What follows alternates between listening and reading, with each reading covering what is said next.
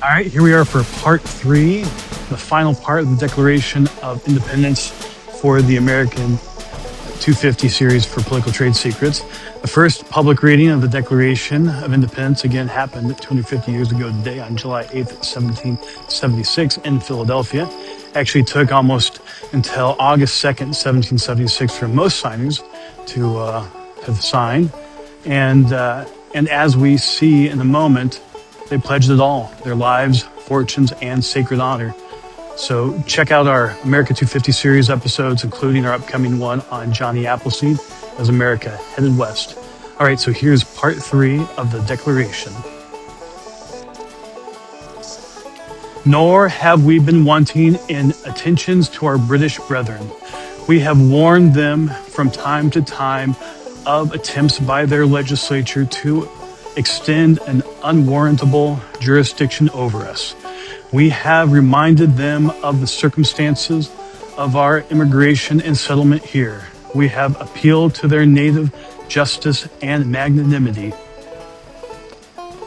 And we have conjured them by the ties of our common kindred to disavow these usurpations, which would inevitably interrupt our connections and correspondence. They too have been deaf to the voice of justice and of consanguinity. We must therefore acquiesce in the necessity which denounces our separation and hold them as we hold the rest of mankind, enemies in war, in peace friends. We therefore, the representatives of the United States of America in General Congress assembled, appealing to the Supreme Judge of the world for the rectitude of our intentions, do, in the name and by authority of the good people of these colonies, solemnly publish and declare that these united colonies are, and of right ought to be free and independent states, that they are absolved from all allegiance to the British Crown, and that all political connection between them and the state of Great Britain is and ought to be totally dissolved, and that as free and independent states, they have full power to levy war, conclude peace, contract alliances, establish commerce, and to do all other acts and things which independent states may of right do.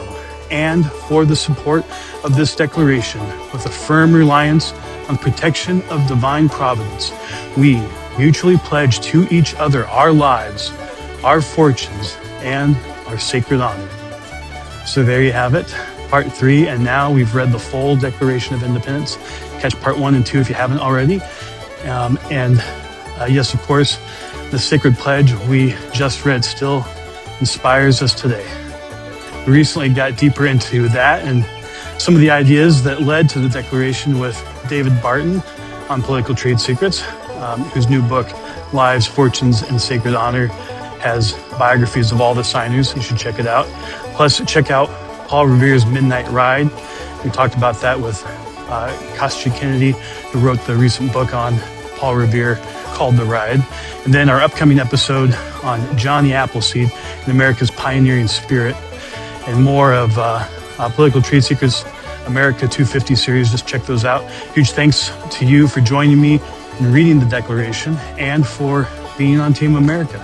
So please like, subscribe, follow, or comment with your biggest takeaway, and share the series as well. So God bless you, and God bless these United States.